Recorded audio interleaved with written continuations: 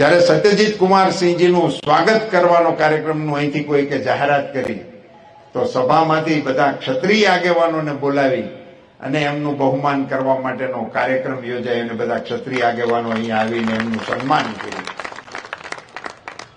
હું આ ઘટનાને ક્ષત્રિય સમાજની સમજદારી માટે વંદન કરું છું, એમને ધન્યવાદ આપું છું.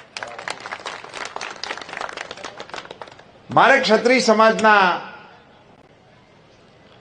આગેવાનોને સમસ્ત રાજ્યના આ સભાના માધ્યમથી એક વિનંતી કરવી છે કે ભૂલ કરી હતી, મેં કરી હતી, એની મેં જાહેરમાં માફી માંગી લીધી, કારણ કે મારો ઈરાદો નહોતો. અને સમાજની સામે જઈને પણ મેં માફી માંગી અને સમાજની વચ્ચે જઈને અને સમાજે મને એનો પ્રતિસાદ પણ આપ્યો. પણ મોદી સાહેબની સામે શા માટે? ક્ષત્રિય સમાજને મારે કહેવું છે કે તમે તમારા યોગદાનને યાદ કરો. આ રાષ્ટ્રના ઘડતરની અંદર તમારું કેવડું મોટું યોગદાન છે. પાર્ટીના વિકાસની અંદર તમારું કેવડું મોટું યોગદાન છે.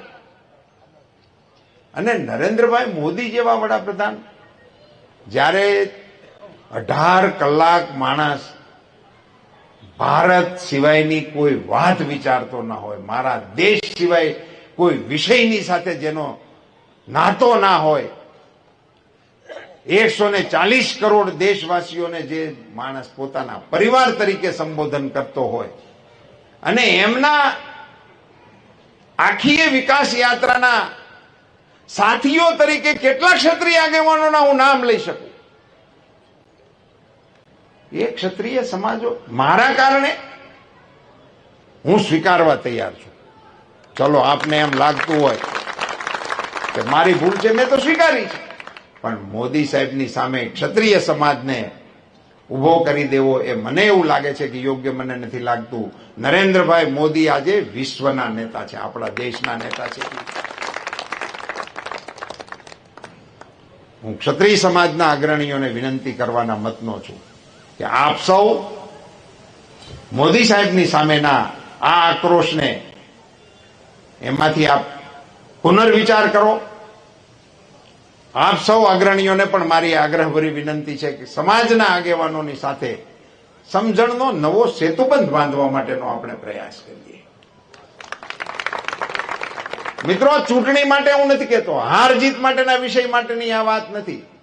સમાજ જીવનના આપણા તાણાવાણાને સ્પર્શતો વિષય છે, એને રાજકારણથી દૂર રાખવા માટેની કોશિશ ક્ષત્રિય સમાજ અવશ્ય કરશે એવી વિનંતી સાથે હું આ સભામાં આપ સૌને પ્રચંડ મતદાન કરવા માટે 7મી તારીખે 10 વાગ્યા પહેલા મતદાન પૂરું થઈ જાય એ પ્રકારે સૌ કાર્યકર્તા કામે લાગો એવી વિનંતી કરીને વિરમું છું. આપ સૌનો ખૂબ ખૂબ આભાર.